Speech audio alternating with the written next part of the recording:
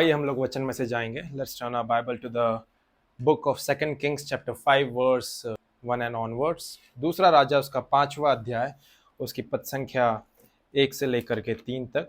दूसरा राजा 5वां अध्याय, पद संख्या 1 से लेकर के 3 तक, और उसके आगे भी. वहाँ पे परमेश्वर का वचन कुछ इस प्रकार बताता है. Now Naaman, a commander of the army of the king of Syria, was a great and honorable man in the eyes of his master, because by him the Lord had given victory to Syria. He was also a mighty man of valor, but a leper. And the Syrians had gone out on a raid and had brought back captives a young girl from the land of Israel. She waited on Naaman's wife. Verse 3. Then she said to her mistress, if only my master were with the prophet who is in Samaria, for he would heal him of his leprosy. Hindi में कुछ इस प्रकार कहता है, आराम के राजा का Naaman नामक सेनापति अपने स्वामी की दृष्टि में बड़ा और प्रतिष्ठित पुरुष था, क्योंकि यहोवा ने उसके द्वारा अरामियों को विजय किया था. वह शूरवीर था परंतु कौड़ी था. दूसरा वचन कहता है, आरामी लोग दल बांधकर इजराइल के देश में जाकर वहां से एक छोटी लड़की बंदी बनाकर ले आए थे, और वह नामान की पत्नी की सेवा करती थी. तीसरा वचन कहता है, उसने अपनी स्वामिनी से कहा, यदि मेरा स्वामी शोमरोन के भविष्यवक्ता के पास होता तो क्या ही अच्छा होता, क्योंकि वह उसके कोढ़ से चंगा कर देता. आमेन. Hallelujah, hallelujah, hallelujah. तो हम लोग हमारे इस विषय के ऊपर बात कर रहे थे, जिसका शीर्षक है कि वचन का, परमेश्वर के वचन का लागूकरण करना और उसको प्रगटीकरण. परमेश्वर के वचन का लागूकरण करना और उसको प्रगटीकरण में दे. इंग्लिश में कहें तो implementation of the word of God and manifestation of the word of God. और आप ऐसा कह सकते हैं that implementation and manifestation of God's word. Implementation and manifestation of God's word. हमने देखा था पिछले सप्ताह में इसी संदेश के पहले भाग में, जहां पर हमने देखा था कि दूसरा राजा उसका 4था अध्याय जो है, वहां पर हमें जो है एक विधवा के बारे में पता चलता है, जो जिसके पास में 2 पुत्र रहते हैं. वो बहुत ही ज्यादा कर्जे में डूबी रहती है. प्रभु का नबी जो है उससे एक समस्या का समाधान बताता है. उस समस्या का समाधान निम्न निर्देशों में रहता है, और वो निर्देशों का जब वो पालन करती है तो उस पालन करने के द्वारा उससे क्या होता है, जैसे ही वो उसका लागूकरण करती है, वो उसके समाधान को प्रगटीकरण में देखती. आमेन, हालेलुया. यदि इंग्लिश में कहें तो that widow from which we have gone through, that is mentioned in 2 Kings chapter 4, she had a problem, and her problem was that she was in debt and only her 2 sons was with her, and the creditors were just coming unto her to take her both sons away from her and to make them slaves. So she was having her problem, and that problem was debt. And the man of God, or the servant of God named as Prophet Elijah, he was having a solution, and that solution was filled with lot of instructions. The word says, we have already gone through, the word says the moment when she began to implement upon those instructions, the manifestation of her solution of her problem was forthcoming or was manifesting in that moment. जिस क्षण उस स्त्री ने उस निर्देशों का, उन instructions का जो प्रभु के जन ने उस स्त्री को दिए थे कि तू ऐसा करना, अपने घर में जाना, आस पड़ोस से बर्तनों को लेकर के आ जाना, और उसके बाद में तू ऐसा करना कि तू अपने घर का द्वार बंद करके अपने बच्चों को बोलना कि वो सारे बर्तनों को लेकर के आ, और तेरे पास में जो 1 हांडी तेल है उसमें से ही तू डालते जाना, डालते जाना, डालते जाना.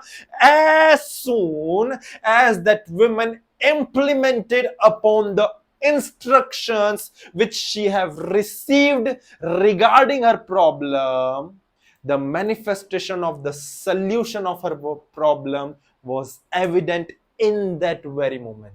I'm going to repeat it again so that you will not miss it. That as soon as this widow with the jar of oil, who is having a problem of debt, as soon she has implemented upon all those instructions which she has received from a man of God or a prophet of God named as Elisha, as soon she has implemented upon the instructions regarding her problem of debt, the manifestation of the solution of her problem was evident in that very moment, in that very minute or second. Amen. Amen. Hallelujah. Hallelujah. हम इसी शिक्षा को आगे बढ़ा रहे हैं और इसी के आगे जाकर के हम देख रहे हैं we are going to discuss about implementation and manifestation of God's word part 2। और इसमें हम देख पा रहे हैं, हमने वचन में से देखा कि दूसरा राजा उसी के अगले अध्याय, चौथे अध्याय के बाद में 5वें अध्याय में एक नए किरदार की, एक नए कैरेक्टर की एंट्री होती है। And this character is named as Naaman, and this Naaman is actually the commander of the army of king of Syria. And the word says in scripture, in verse 1, it says like this: because by him the Lord has given victory to Syria. So God was using this man, this mighty man of valor.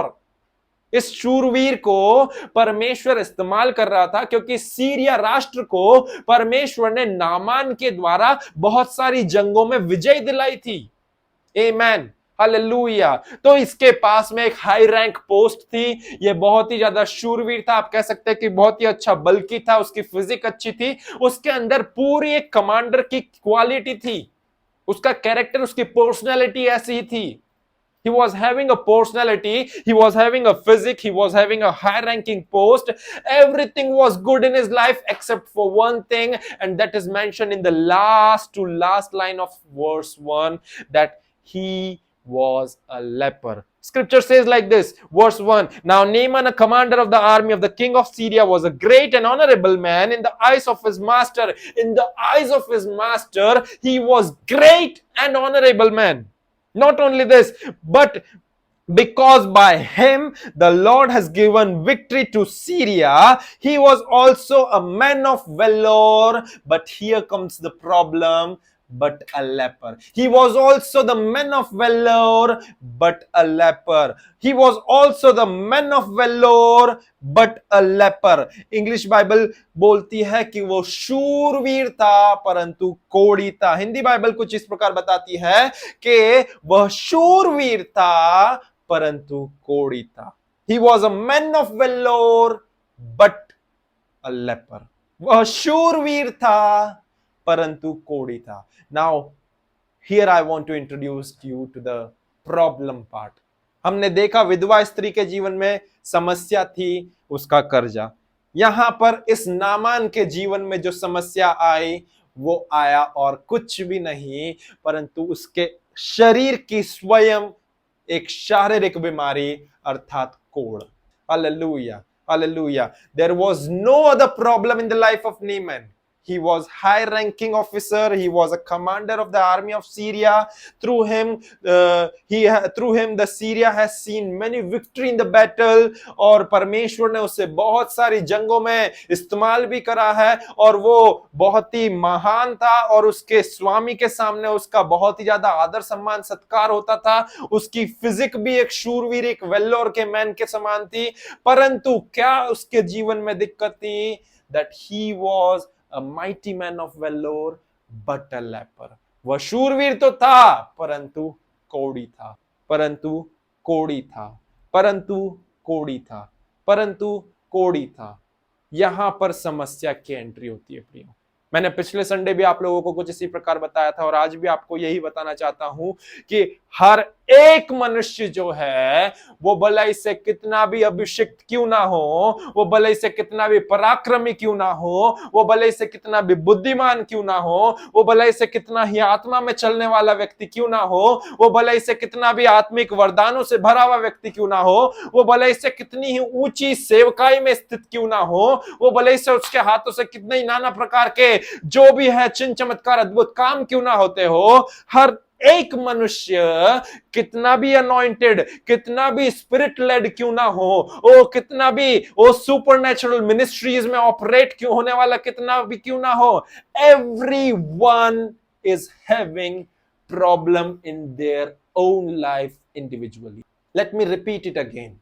Every single person is having a problem in their own life individually. It doesn't matter how much anointed you are, it doesn't matter how much being spirit led you are, it doesn't matter how much supernatural lifestyle you are living, it doesn't matter how much God is using your hands to heal the sick, to cleanse the leper, oh how much demons has been delivered from someone. It doesn't matter that how much fruitful ministry you are going through. It doesn't matter how much on a high ranking and a successful running church you are going through. It doesn't matter that how much supernatural lifestyle you are living. It doesn't matter how much your heart is aligned with God. It doesn't matter how much regularly you are obeying and faithfully following the footsteps of the Lord, but you will still have problems in your life. आपके जीवन में तब भी समस्याएं रहेगी. Following Jesus will not eradicate the problems of your life. Let me repeat it again. That following Jesus will not eradicate the problems of your life. Following Jesus will not reduce the problem of your life. यीशु मसीह का अनुसरण करना, यीशु मसीह के पीछे पीछे चलना आपकी समस्याओं को मिटाएगा नहीं. यीशु मसीह के पीछे पीछे चलना आपकी समस्याओं को कम नहीं करेगा. But following Jesus will help you to come out of that problem maturely. Following Jesus will help you to get rid of that problem and come out of it victoriously. Following Jesus will help you to deal with that problem wisely and come out of it maturely without any harm. Amen. Hallelujah. Hallelujah. So it doesn't matter how much anointed you are. It doesn't matter how much being spirit led you are. It doesn't matter how much fruitful your ministry is. It doesn't matter how much close you are unto God with. It doesn't matter how much supernaturally God is working in your ministry through signs and wonders. You will still have problems individually in your life. Hallelujah. And that is the same thing which is happening in the life of Naaman. और यही बात Naaman के जीवन में भी हो रही थी और यही बात आज आपके और मेरे जीवन में भी हो रही होगी. जितने भी लोग यहाँ पर बैठे स्थित हैं, जितने भी लोग ऑनलाइन देख रहे हैं, हम सभी के जीवन में कुछ ना कुछ समस्याएं हैं. हम समस्या मुक्त जीवन जी ही नहीं सकते हैं. यदि समस्या मुक्त जीवन आप जी रहे हैं तो मैं ऐसा विश्वास करता हूं कि आप जी ही नहीं रहे हैं, आप मर चुके हैं. आपकी मृत्यु हो चुकी है और आप ऑलरेडी स्वर्ग में चले गए हैं. पूछिए क्यों ऐसा? ऐसा इसीलिए क्योंकि स्वर्ग ही एक ऐसी जगह है, स्वर्ग ही ऐसा एक स्थान है जहां पर कोई भी समस्या नहीं है प्रियो. तो यदि आपके जीवन में कोई प्रॉब्लम नहीं है, if you are living a problem free life, then I'll assume this one thing, that you are not living any longer, but you are already dead and now you are resting in the bosom of Abraham in the heavenly places. Because in the heaven there is no problem. नरक में भी problem है, नरक में भी समस्या है. आप और मैं सब जानते हैं लाजर और धनी मनुष्य की कहानी. वो धनी मनुष्य मरने के बाद में नरक गया और क्या बोल रहा था? एक बूंद पानी की दे दे क्योंकि यहां पर मैं नहीं सह पा रहा हूं. So he was having problem, he was having issues in the hell as well, but there is only one place where there is no problem at all, and that is heaven. So if you are having a problem free life, then I will assume this thing, that you are not alive any longer but already dead. अब आप और ज्यादा जीवित नहीं है परंतु मर चुके हैं ऑलरेडी स्वर्ग में चले. क्योंकि स्वर्ग में कोई कष्ट नहीं, कोई दुख नहीं, कोई क्लेश नहीं, कोई समस्या नहीं. आनंद ही आनंद है, उल्लास ही उल्लास है, खुशियां ही खुशियां हैं, उत्सव ही उत्सव है. आमेन. Hallelujah. So it doesn't matter how much anointed you are, in which office. ये भी मायने नहीं रखता कि आप भविष्यवक्ता हैं, इवेंजलिस्ट है, प्रेरित है, अपोस्टल है, पासवान है या सुसमाचार प्रचारक है. कोई मायने नहीं रखता. यदि आप कोई सी भी सेवकाई में क्यों ना हो, आपके जीवन में फिर भी, आपके दैनिक जीवन में फिर भी समस्या रहेगी, जैसे कि इस नामान के जीवन में थी। उसकी एक हाई रैंकिंग थी, उसकी एक रेप्यूटेशन थी, उसकी फिजिक पर्सनालिटी अच्छी थी, बट एट द एंड वचन क्या बता रहा है पहले वचन के आखिरी भाग में, कि वह तो शूरवीर था परंतु कोढ़ी था। वह तो शूरवीर था परंतु कोढ़ी था। He was also a mighty man of valor but a leper। ये तीन शब्द उसकी प्रॉब्लम को एम्फसाइज कर रहे हैं, ये तीन शब्द उसकी समस्या को बयां कर रहे हैं प्रियो, कि उसके जीवन में 99.999% खुशहाल था, बट 0.1% प्रॉब्लम थी, and that problem is called as leprosy. अब उसके जीवन में क्या था, एक शारीरिक कुष्ठ रोग था, या फिर आप ये बोल लीजिए कोढ़ था उसके जीवन। तो he was suffering from this leprosy. Amen, hallelujah. वचन आगे बताता है, दूसरा पद संख्या बोलता है वहां पर, आरामी लोग दल बांधकर इजराइल के देश में जाकर वहां से एक छोटी लड़की बंदी बना करके ले आए थे, और वह नामान की पत्नी की सेवा करती थी। अब यहां पर क्या हुआ, आरामी लोग जो हैं उन लोगों ने क्या करा, दल बांध करके उन्होंने एक इजराइल की लड़की को बंदी बना करके ले आए, और वो बंदी बनाई हुई लड़की आकर के क्या करती थी, वो नामान की पत्नी की सेवा करती थी। आमेन, हालेलुया। तीसरा वचन कहता है, उसने, उस लड़की ने कहा, किससे कहा वहां पर, उसने उस लड़की से कहा कि उसने अपनी स्वामिनी से अर्थात नामान की पत्नी से कहा कि यदि मेरा स्वामी शोमरोन के भविष्यवक्ता के पास होता, शोमरोन जिसे सामरिया भी कहा जाता है, शोमरोन या सामरिया के भविष्यवक्ता के पास होता तो क्या ही अच्छा होता, क्योंकि वह उसको कोढ़ से चंगा कर देता। हम लोगों ने पिछले सप्ताह में बात करी थी प्रियो, कि वचन जो है कुछ इस प्रकार बताता है, प्रॉब्लम है तो प्रॉब्लम का सल्यूशन है। मैं फिर से दोहराऊंगा कि वचन कुछ इस प्रकार बताता है, जीवन में प्रॉब्लम है तो प्रॉब्लम का सल्यूशन है, जीवन में कोई समस्या है तो समस्या का निराकरण है, जीवन में कोई उलझन है तो जो उलझन का सुलझन यहां है, जीवन में कोई सी भी बात की परेशानी है तो परेशानी का समाधान यहां है। कोई भी टर्मिनोलॉजी ले लीजिए, कोई भी बात को इंग्लिश में बोल दीजिए, if you are having a problem then the solution is here, if you are having any complication then the resolution is here, if you are having any kind of something which is wrong with you, if you are having issues in your life, then the way to get out of that issue is here। Amen, hallelujah.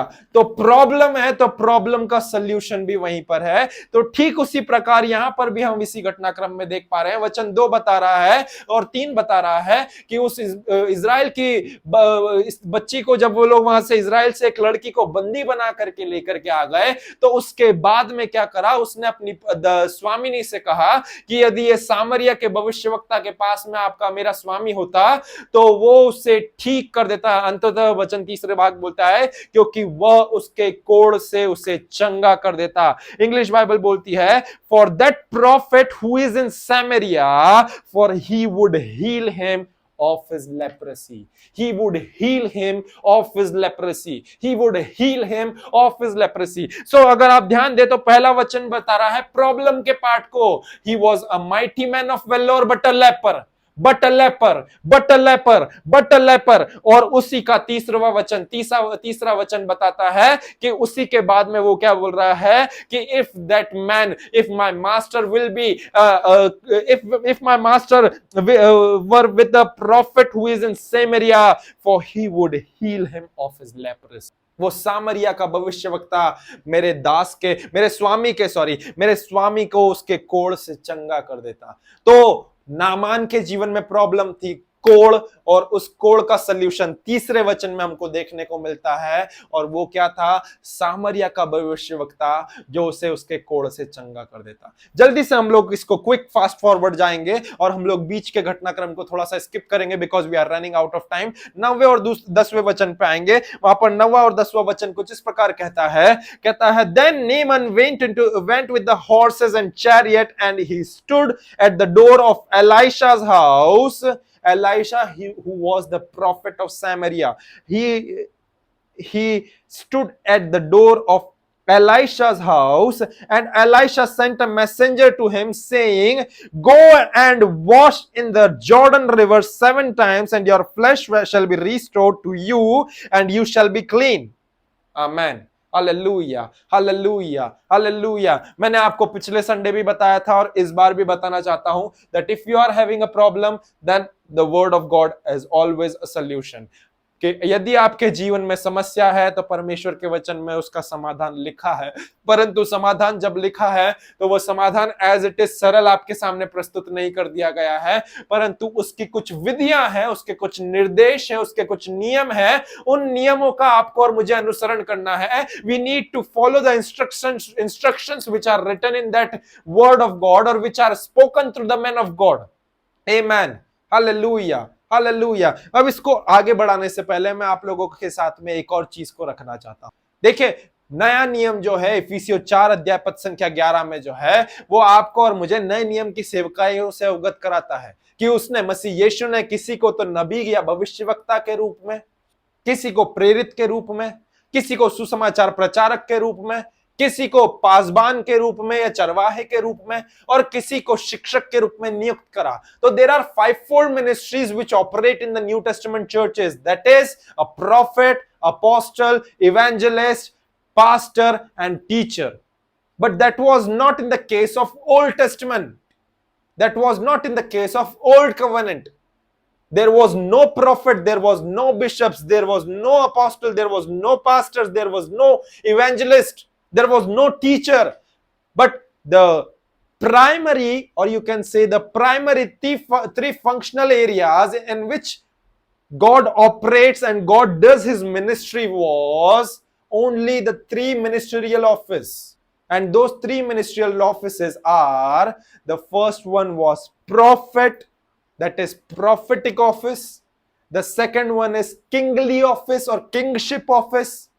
And the third one is priestly office. Amen. Hallelujah. तो पुराने नियम में जो है, पुराने नियम में कोई प्रेरित नहीं, कोई भविष्यवक्ता नहीं, और कोई वहां पर पासबान या सुसमाचार प्रचारक नहीं, और कोई वहां पर शिक्षकगण नहीं होते थे। परंतु पुराने नियम की सेवकाई में क्या होता था? पुराने नियम में भविष्यवक्ता की सेवकाई रहती थी, राजकीय सेवकाई रहती थी और याजकीय सेवकाई रहती थी। इन्हीं 3 सेवकाइयों से परमेश्वर जो है वो मुख्य रूप से इन लोगों के द्वारा कार्यगत करता था। और हम लोग देखते हैं इसी बात को प्रगटीकरण में भी कि परमेश्वर ने जब भविष्यवक्ताओं की बात आई तो भविष्यवक्ताओं में शमूएल को, एलिशा को, एलिया और एलिशा को नियुक्त करा, यशाया भविष्यवक्ता को नियुक्त करा।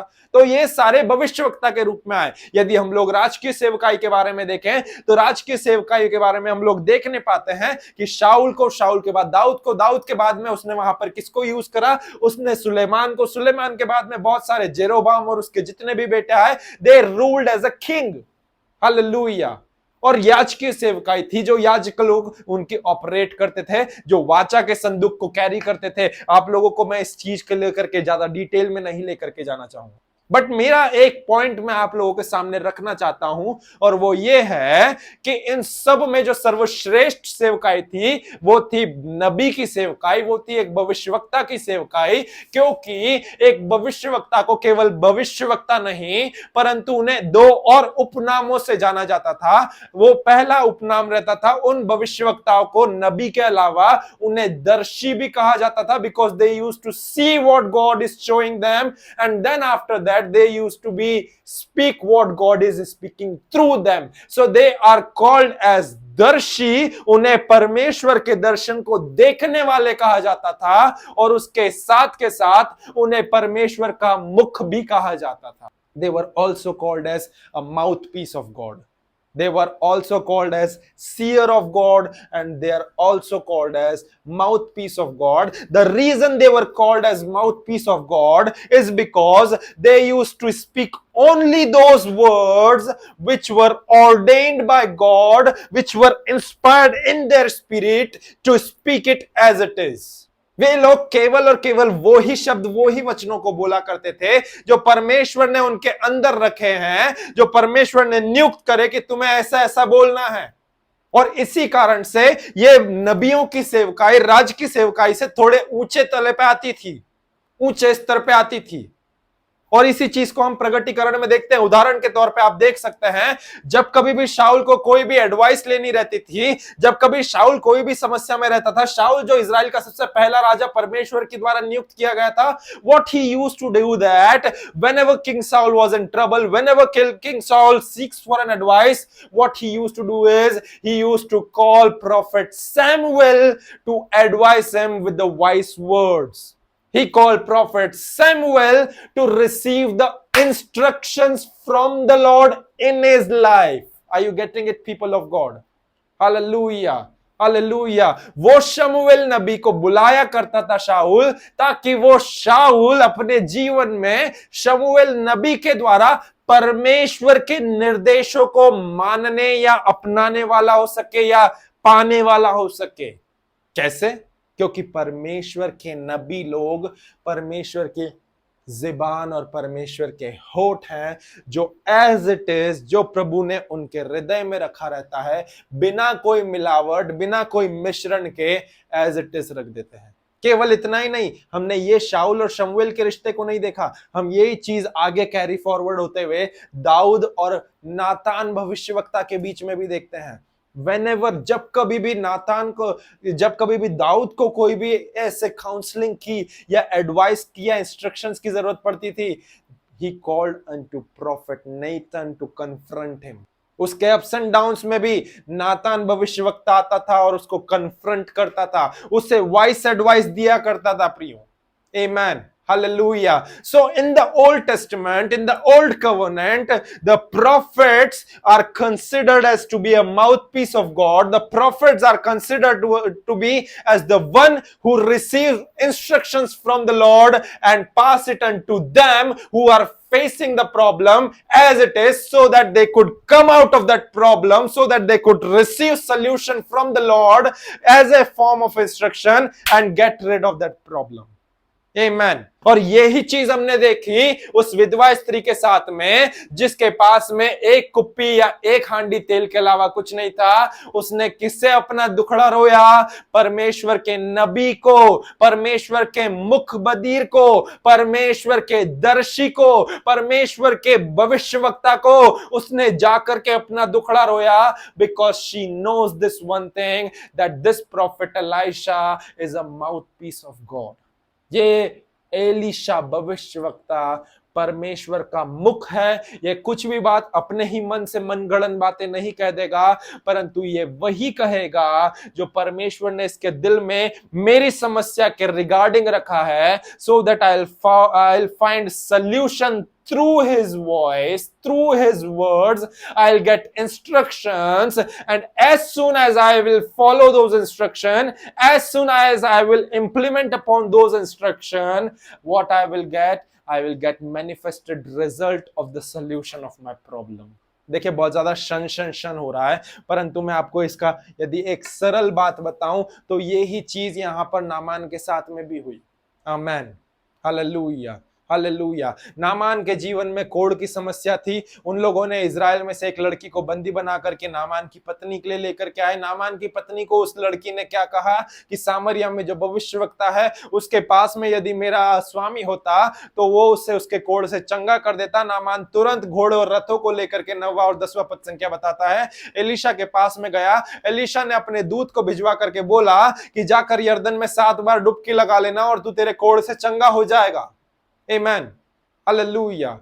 Hallelujah. Hallelujah. So Naaman was having problem, जो कि एक पहले वचन में emphasize हो गई कि वो शूरवीर सुरमा था। उसके जीवन में बहुत सारे अच्छे ऊंचे पद थे। वो क्या, उसकी फिजिक थी, पर्सनैलिटी थी, उसके पास में उसके स्वामियों का फेवर था, सब चीजें all going good थी। 99.99% he was having everything fine. But 0.1% was mentioned in the last part of that verse 1, and that was this, that he was a man of valor, but a leper. So that leprosy was his problem.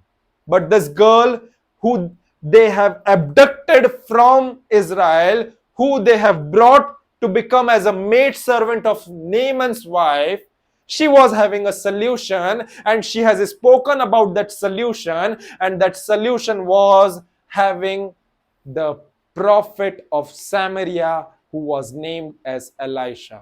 If Naaman will run unto that prophet of Samaria whose name is Elisha, then that prophet is having an ability, has a capability to heal this Naaman from his leprosy. Fast forward verse 9 and 10. Naaman ran towards the prophet of Samaria, named as Elisha, along with his chariots and horses. And when he was standing at the doorstep of his Naaman's house, what Naaman does, he just sent one of his servant and told him that to just convey this message, that is to dip yourself in the Jordan River for 7 times and your leprosy will be gone. You will be clean from your leprosy. So are you getting it? That maid servant which they have abducted from Israel, she was having a solution, and that solution was in the words which are coming from the mouth of prophet Elisha. Fast forward, Naaman ran unto that prophet Elisha who was having that solution. The moment when he ran, he doesn't get that solution, but that solution was in the instructions part, that do this, do this, do this, do this, do this. Naaman की समस्या, कोढ़ का समाधान Israeli लड़की या उसकी दासी के द्वारा मिला कि सामरिया में एक नबी एलीशा के पास में उस समस्या का समाधान था, और वो समाधान निर्देश में भरा हुआ था। निर्देश क्या था कि गो पहला था जा, दूसरा था एंड डिप योरसेल्फ, और अपने आप को डुबकी लगा यर्दन नदी में, इन रिवर जॉर्डन, तीसरा, और उसके बाद में फॉर 7 टाइम्स, 7 बार। यदि हिंदी में बोलूं तो जा और यर्दन नदी में 7 बार डुबकी लगा। जा और यर्दन नदी में 7 बार डुबकी लगा। These were the 4 instructions which has came from prophet Elisha in one single statement, and this, as soon as he will implement upon this instruction, he will get cleansed from his leprosy. This was the solution. उसकी समस्या का समाधान तो था, पर वो समाधान 4 निर्देशों में था, और वो 4 निर्देश क्या थे कि यर्दन नदी पे जा करके 7 बार डुबकी लगाना। हम लोग बच्चों को संडे स्कूल में सिखाते हैं। नामान ने एलीशा की बात मानकर यर्दन नदी में डुबकी लगाई। आमेन, हालेलुया, हालेलुया। 1 नहीं, 2 नहीं, 3 नहीं, 4 नहीं, 5 नहीं, 6 नहीं, 7वीं बार डुबकी लगाई। तो this is the case. Naaman की प्रॉब्लम का सॉल्यूशन 4 इंस्ट्रक्शंस में था, और वो 4 इंस्ट्रक्शन क्या थे? Go and dip yourself in river Jordan for 7 times. जा और यर्दन नदी में 7 बार डुबकी लगा। जा और यर्दन नदी में 7 बार डुबकी लगा। ये चारों इंस्ट्रक्शंस को जब अगर वो फॉलो करता है तो उसका प्रतिफल है कि तेरा कोढ़ से तू शुद्ध हो जाएगा। आमेन, हालेलुया, हालेलुया। यदि अब हम इसके बीच के जो घटनाक्रम है 11वीं पद संख्या से लेकर के 13वीं पद संख्या तक, यदि हम उसको देखें, परंतु हमारे पास में समय ज्यादा नहीं है तो इसीलिए हम लोग जल्दी चलेंगे। यदि हम इनके बीच में देखें तो वहां पर नामान का ईगो बीच में आ जाता है। अरे मैं तो इतना बड़ा हूं, मेरे साथ में तो ऐसा है, ये है, वो तो मुझे घर से बाहर तक देखने के लिए भी नहीं आया, और अपने सेवक को बोल दिया कि उसे जाकर के ऐसा ऐसा बोल दे। मुझे कितना बुरा लगा, मुझे ह्यूमिलिएट फील हुआ। यहां पर मेरा ईगो आ गया। जो उसके रथ को चलाने वाला घुड़सवार था वो उसे बोलता है कि स्वामी, यदि आपको वो कुछ बड़ी और महान बात करने के लिए बोलता तो क्या आप उसे नहीं करते? परंतु उसने तो आपको बहुत छोटी सी और सरल बात बोली है कि यर्दन नदी में जाना है। अरे क्या हमारे दमिश्क में कोई नदी नहीं है क्या? वो नदी क्या ज्यादा पवित्र नहीं है क्या? यर्दन नदी में क्या ऐसी सामर्थ्य है जो यर्दन नदी में? स्वामी, यर्दन नदी मार्ग पे ही पड़ रही है। सोचा, और सोचने के बाद उस इंस्ट्रक्शंस को अपने जीवन में इंप्लीमेंट करा। 14वां वचन पढ़ेंगे। 14वां वचन कुछ इस प्रकार कहता है, तब उसने परमेश्वर के भक्त के वचन के अनुसार यर्दन को जाकर उसमें 7 बार डुबकी मारी, और उसका शरीर छोटे लड़के का सा हो गया और वह शुद्ध हो गया। इंग्लिश बाइबल कहती है, so he went down and dipped 7 times in the Jordan according to the saying of the men of God, and his flesh was restored like the flesh of little child, and he was clean. He was clean. He was clean. He was clean. He was clean. Amen. Hallelujah. Hallelujah. Hallelujah. ये वचन को लेकर के यहां पर इस वचन में नामान की समस्या का निराकरण आप देखने पाते हैं प्रियो, यहां पर वो सॉल्यूशन देखने पाते हैं। मैंने मेरी बाइबल में जो है यहां पर बहुत अच्छे से इसे कुछ रेखांकित कर रखा है, यदि आप लोग देख पा रहे हैं तो आप अच्छे से देख पाएंगे। मैंने यहां पर कुछ इस प्रकार से बनाया है। 5वां अध्याय जब शुरू होता है, उसका पहला भाग जो है, पहली आयत जो है, मैंने उसके आगे लिख रखा है प्रॉब्लम। प्रॉब्लम प्रॉब्लम ये प्रॉब्लम नामान के जीवन में कोढ़ की है, आपके जीवन में विवाह ना होने की है, आपके जीवन में 12वीं पास होने की है, आपके जीवन में बहू के द्वारा प्रताड़ित होने की, आपके जीवन में सास के द्वारा प्रताड़ित होने की, आपके जीवन में पत्नी के दुखी होने की है, आपके जीवन में पति के दूर होने की है। ये कोई सी भी प्रॉब्लम हो सकती है, पर यहां पर नामान के जीवन में कोढ़ का नाम दिया गया है। तो यहां पर नामान के जीवन में प्रॉब्लम है पहले वचन में।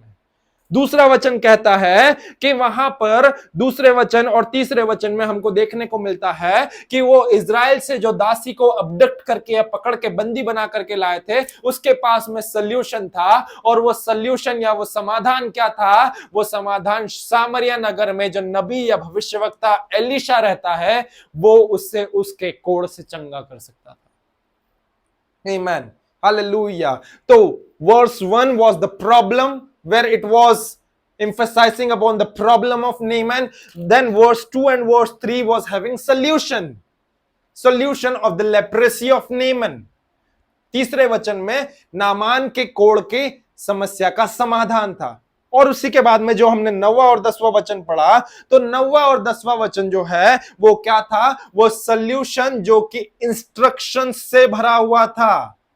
इंस्ट्रक्शन से भरा हुआ था। क्या इंस्ट्रक्शंस थे? कि जा और यर्दन नदी में जाकर के 7 बार डुबकी लगा ले। क्या कर? Go and wash yourself, go and dip yourself in the river Jordan for 7 times, in the river Jordan for 7 times, go dip yourself.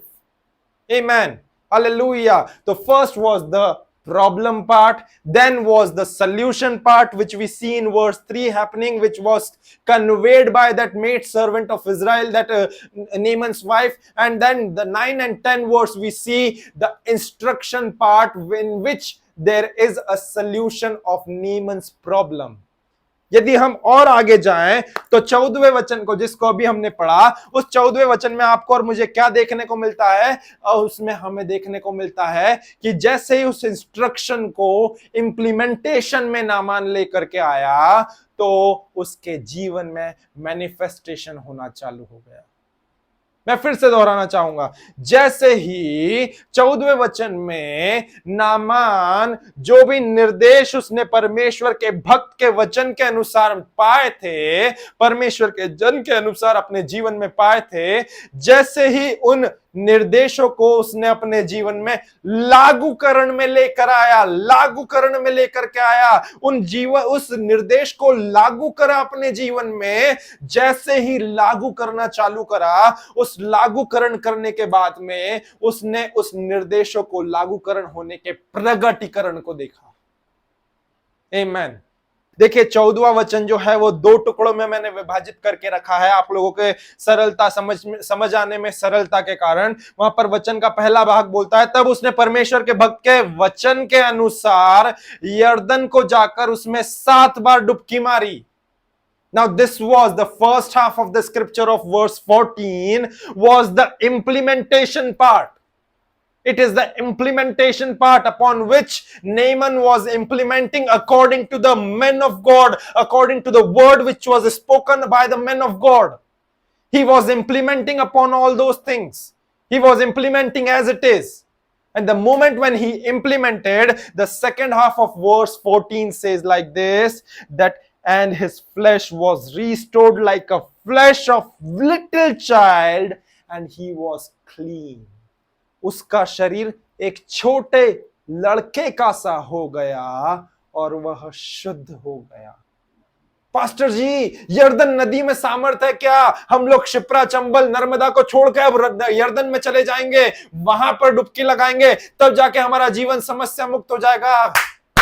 समस्या मुक्त होने के लिए अभी भी नहीं समझे कि यर्दन नदी में सामर्थ नहीं थी। सामर्थ किस चीज में थी? लागूकरण में। जब लागूकरण करेंगे तो प्रगटीकरण को देख पाएंगे प्रियो। लागूकरण करना अनिवार्य है। You see the reason till now, आज तक चर्चेस जो हैं वो अभी भी स्ट्रगल क्यों कर रहे हैं?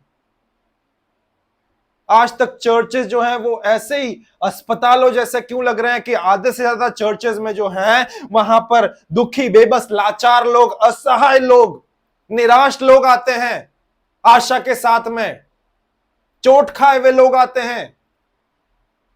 No no no no no, this wasn't God's primary idea of designing his body. परमेश्वर का ये आइडिया या ये प्लान नहीं था। परमेश्वर ने कभी इस चीज को ब्लूप्रिंट में नहीं लिया था कि टूटे फूटे लोग आएंगे। God mentioned his body as a church, not as a hospital, not as a rehab centre. But till now in this modern era, most of the 70 to 80% of the churches are working as a rehab center and as an hospital. मैं उसे नकार नहीं रहा हूं, मैं उसकी आलोचना नहीं कर रहा हूं, परंतु यहां पर आपको और मुझे समझने की जरूरत है प्रियो कि क्यों आज भी चर्च का हर एक विश्वासी संघर्ष कर रहा है। क्यों आज भी चर्च का हर एक विश्वासी दुखी, निराश, हताश है। क्यों आज भी चर्च का हर एक विश्वासी बेबस है। Why each and every believer is depressed? Why each and every believer is having anxiety? Why each and every believer has a panic attack and depression? Why each and every believer is having problem in his life? The only whole and soul reason is because that believer is lacking in implementing the word of God as it is. वह विश्वासी इस वचन को जो वो पाता है, इस वचन को जो वो कलीसियाओं में अपनी सुनता है, जब वो परमेश्वर के दास के द्वारा सुनता है तो उसे एज इट इज अपने दैनिक जीवन में लागू करने में चूक कर देता है। इसीलिए वो अभी भी बेबस जीवन जी रहा है, इसीलिए वो अभी भी निराश जीवन जी रहा है, इसीलिए वो अभी भी आशाहीन जीवन जी रहा है, इसीलिए वो उसके जीवन में अभी भी परेशानियां, तन्हाई और नाना प्रकार के बहुत सारी परेशानियां जिसमें वो संघर्ष करते हुए जूझ रहा है। क्यों? लागू करने में चूक कर रहे हैं, लागू करने में चूक कर रहे हैं, वचन को एज इट इज लागू नहीं कर पा रहे हैं। ध्यान दे 14वें वचन की ब्यूटी को देखें यदि आप इसे अभी तक नहीं देख पाए हैं। 14 वचन क्या कहता है? So he went down and dipped 7 times in the river Jordan according to the saying of the men of God. According to the saying of the men of God. According to the saying of the men of God. परमेश्वर के भक्त के वचन के अनुसार उसने अर्थात Naaman ने यर्दन को जाकर उसमें 7 बार डुबकी मारी। परमेश्वर के भक्त के वचन के अनुसार, परमेश्वर के भक्त के वचन के अनुसार नामान ने क्रिया करी। उस क्रिया के लिए उससे चिंगारी या उससे निर्देश कहां से मिले थे? परमेश्वर के भक्त के अनुसार। कितनी बार आपके और मेरे जीवन में ऐसा होता है प्रियो? समस्याएं हैं, पासबान को बताया, पास्टर साहब ऐसी समस्याएं हैं, 40 साल का होने वाला हूं, कोई लड़की नहीं मिली है, क्या करूं पास्टर साहब? पास्टर साहब बोलते हैं प्रार्थना करो, अपने आप की दृष्टि को, दृष्टिकोण को सही करो। 10 लोगों में जब उठते बैठते हो तो किसी भी लड़की को कुदृष्टि से ना देखो, अपने चाल चलन के ऊपर काम करो, तब जाकर के प्रार्थना पूर्वक, एक भक्ति भावना पूर्वक जीवन जियो, परमेश्वर की बाट जोते रहो, तब प्रभु तुम्हारे जीवन में कोई सही व्यक्ति तुम्हारे जीवन में सही समय पर जोड़ेगा। अब पास्टर साहब ने इतना सारी चीजें बोल दी, चाल चलन ठीक करो, कुदृष्टि से अपने आप को बचाओ, अपने जब 10 लोगों के साथ में बैठते हो तो अपने आप को जांचो परखो। परंतु यदि आप और मैं इस व्यक्ति के बारे में समझ रहे हैं, जान रहे हैं, जो 40 साल का, जिसके जीवन में ये परेशानी है, जो इस समाधान को परमेश्वर के भक्त या परमेश्वर के दास के पास से प्राप्त करता है, उन निर्देशों का पालन नहीं करेगा, तो क्या 50वें वर्ष तक प्रवेश करते हुए उसकी विवाह हो जाएगा, उसकी शादी हो जाएगी? नहीं होगी। क्यों? क्योंकि उसने अपने आप पर काम नहीं किया। देखिए, यहीं पर आपको और मुझे समझने की जरूरत है प्रियो। यहीं पर आपको और मुझे अपने आप को उजागर करने की जरूरत है। परमेश्वर का वचन आपको और मुझे बता रहा है कि आपके और मेरे जीवन में भी प्रॉब्लम्स है, और सल्यूशन परमेश्वर के वचन में है या परमेश्वर के दास के पास है। इन दोनों के पास में आपकी समस्याओं का समाधान है। परमेश्वर के दास के पास में कैसे हो सकता है? क्योंकि परमेश्वर का दास जो है परमेश्वर के वचन से भरा हुआ है, और परमेश्वर का वचन भी परमेश्वर के वचन से ही भरा हुआ है। तो the solution is in this book, और and the solution is found in the man of God. Amen. Hallelujah. Because the man of God is filled with the word of God, तो वो जो भी सलाह या वो जो भी समाधान आपको देगा वो परमेश्वर के वचन के अलाइनमेंट में होगा, उसके एग्रीमेंट में होगा, उस ही में से होगा। But this is the condition, that are you obeying the man of God and doing it as it is, or are you obeying the word of God and doing it as it is? एक strange but rare बात है कि आजकल के समय में, इस आधुनिक, इस मॉडर्न चर्चेस के समय में, विश्वासी इन दोनों का ही अनुसरण नहीं करता। वह विश्वासी ना परमेश्वर के जन के बातों का अनुसरण करता है, ना जो परमेश्वर के वचन में लिखा है उनका अनुसरण करता है। दोनों में ही अनुसरण नहीं करता, और फिर पास्टर साहब के पास में अगले हफ्ते आकर के बोलता है, पास्टर साहब आपने तो बोला था मेरे जीवन में तो कुछ भी नहीं हुआ, पिछले क्रिसमस पे बोला था, ये क्रिसमस अभी तक कुंवारा हूं, 41 का हो गया हूं। ध्यान दे, पास्टर साहब ने बोला था कि आपको अपने चाल चलन पे काम करने की जरूरत है, अपने आप को जांचने की जरूरत है। जब 10 लोगों के साथ में उठते बैठते हैं तो अपने दृष्टिकोण को सही करने की जरूरत है। आमेन। Hallelujah. Hallelujah.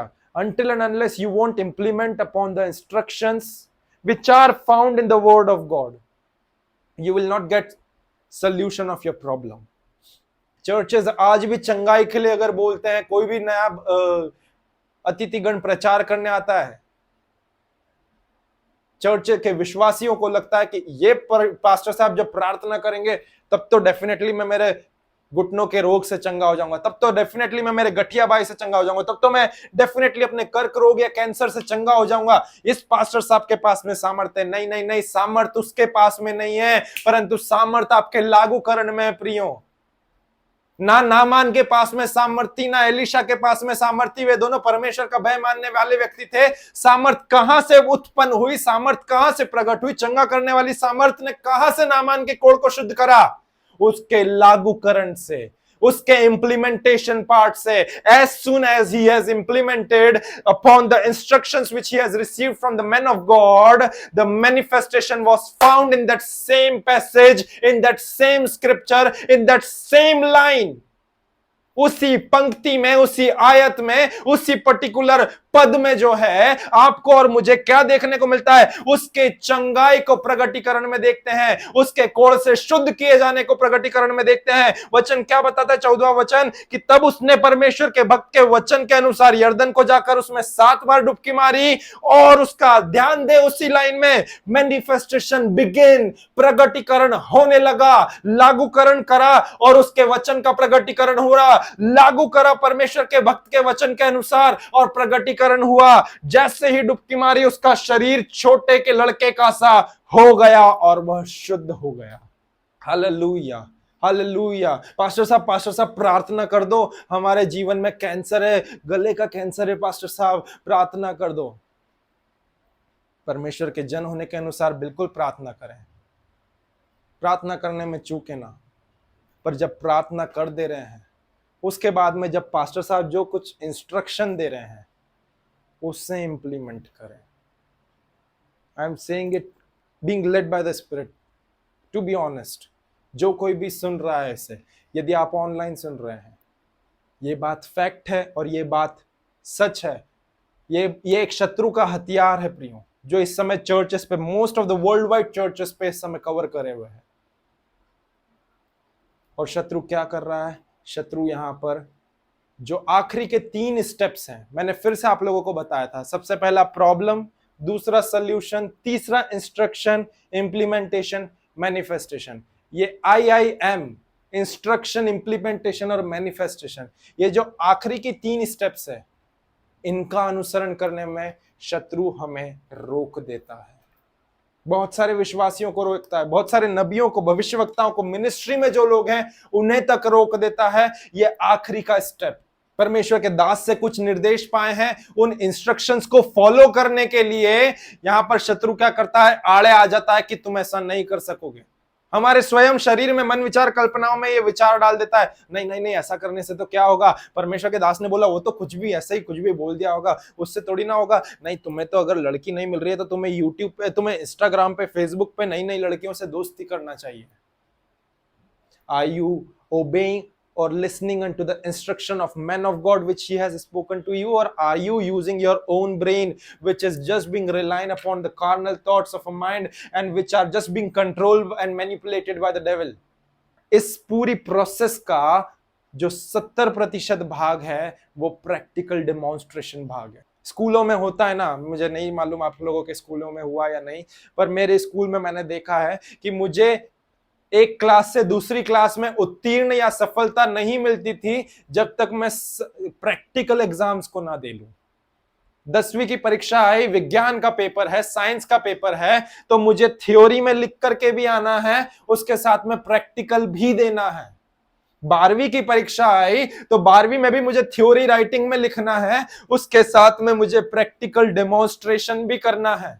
मैं स्नातक होकर के विश्वविद्यालय में चला गया तो विश्वविद्यालय की भी सालाना परीक्षाओं में अगले साल की कक्षा में प्रवेश करने के लिए मुझे लिखना भी है, लिखने के बाद में उसको प्रैक्टिकली डेमोन्स्ट्रेट भी करना है। जॉब के एरिया में गया तो जॉब के एरिया में भी मेरा जो जितना भी शैक्षणिक योग्यताएं हैं, जो क्वालिफिकेशंस है, वो लिखी हुई तो है ही सही, परंतु मुझे प्रैक्टिकली मेरे जो समझाने वाले या मेरे इंटरव्यूअर हैं उन्हें बताना भी जरूरी है कि ये जो मैंने पढ़ा है, यदि आप मुझसे पूछ रहे हैं कि मेरे जीवन में ऐसी ऐसी समस्याएं, उसका समाधान कैसे है, तो मुझे बोल करके प्रैक्टिकली उन्हें उस बात को समझाना भी जरूरी है। तो there is always, see, practical demonstration is always mandatory in each and every area of your life.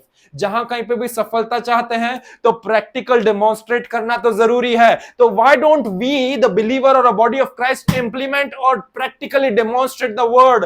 Why don't we practically just implement the word? हम लोग हमेशा सुन करके चले जाते हैं, तो क्यों नहीं हम इसे प्रैक्टिकली अप्लाई करते हैं अपने जीवन में?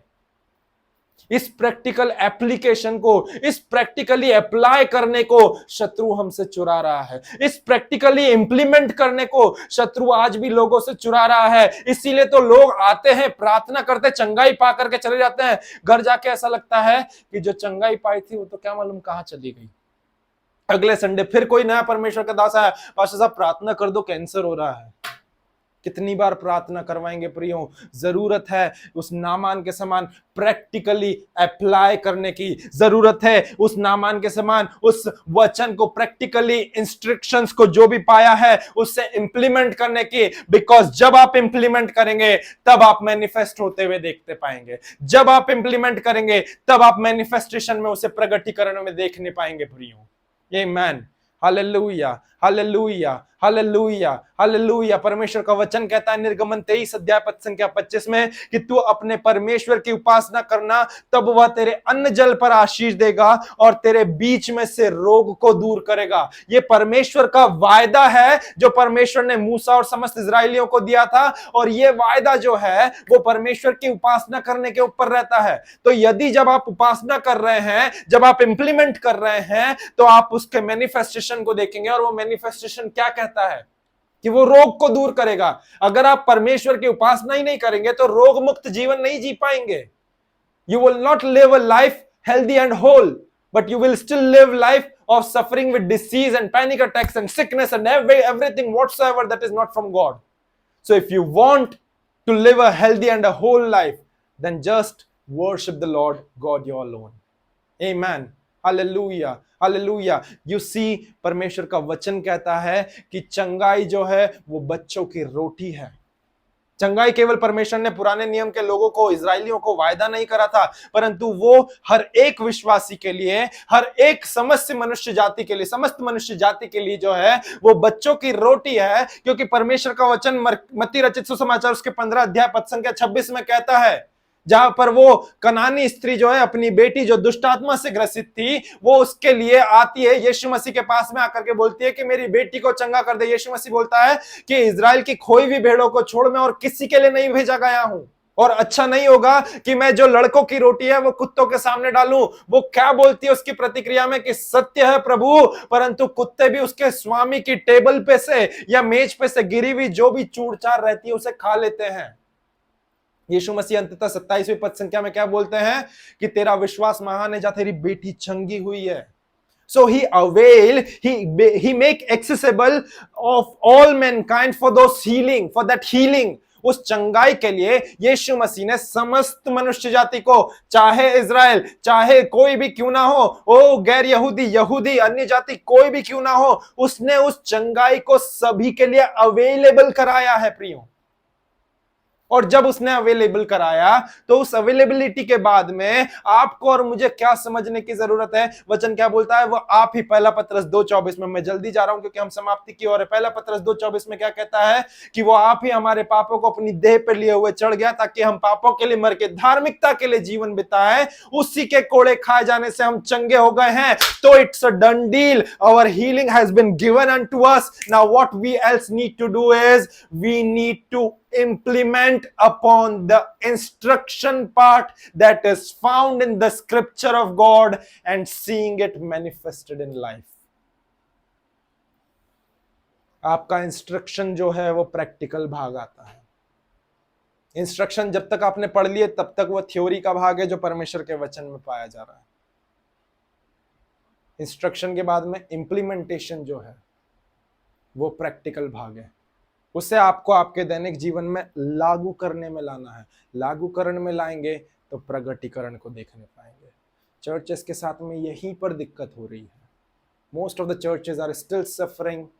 स्टिल जब कभी भी ऑल्टर कॉल सेशन होता है, चंगाई के लिए आ जाए, सर दर्द के लिए प्रार्थना कर दे, गर्दन दर्द के लिए प्रार्थना कर दे, जोड़ों में दर्द है, पेट में दर्द है, कुल्लों में दर्द है, घुटनों में दर्द है, कर्क रोग है, अस्थमा का अटैक है, ये सारी चीजें हैं, वो सारी चीजें हैं, माना है, परंतु समाधान यहां पर है। मैंने कहा समाधान यहां पर है, समाधान यहां पर है। जरूरत है इस समाधान को खोल करके पढ़ने की, और पढ़ना तो थ्योरी में नहीं पढ़ना परंतु प्रैक्टिकली लागू करना, प्रैक्टिकल भी देना। केवल थ्योरी एग्जाम दे करके 10वीं 12वीं और महाविद्यालयों में पास नहीं हुए, उसका प्रैक्टिकल भी दिया है तब जाकर के उत्तीर्ण हुए हैं। केवल थ्योरी को वहां पर आपने आपके रिज्यूम को देकर के आपने उस जॉब को नहीं पा लिया, परंतु प्रैक्टिकली उसे समझाया भी है तब जाकर के आपको वो जॉब मिली है। सो इन द सेम वे यदि आपको कैंसर है तो कैंसर की दवाई यहां पर है, परंतु उस दवाई को खाने की जरूरत है, देखने की जरूरत नहीं है। उस दवाई का नाम पढ़ने, उदाहरण के तौर पे यदि मुझे बुखार है और मेरे सामने पैरासिटामोल की गोली रखी हुई है, क्रोसिन एडवांस की गोली रखी हुई है, तो क्या उस क्रोसिन एडवांस की गोली को देखते हुए पढ़ते हुए मेरा बुखार उतर जाएगा? नहीं। क्या उसके ड्रग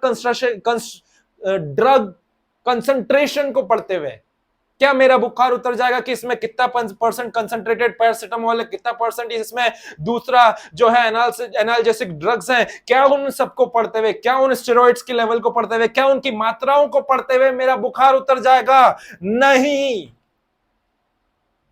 जरूरत है उसे कंज्यूम करने की, उस गोली को खा लेने की। जब खाएंगे तब उसका प्रतिफल पाएंगे, जब खाएंगे तब उसका प्रतिफल पाएंगे। If you will not implement the word of God, if you will not apply the word of God, you will not see it manifested in your life. You will not see it manifested in your life. You will not see it manifested in your life. In order to see the manifestation of God's word, you need to apply it in your life. You need to implement it in your life. Whatever the instruction you receive from the word of God or a man of God, just implement it in your life and see it manifested.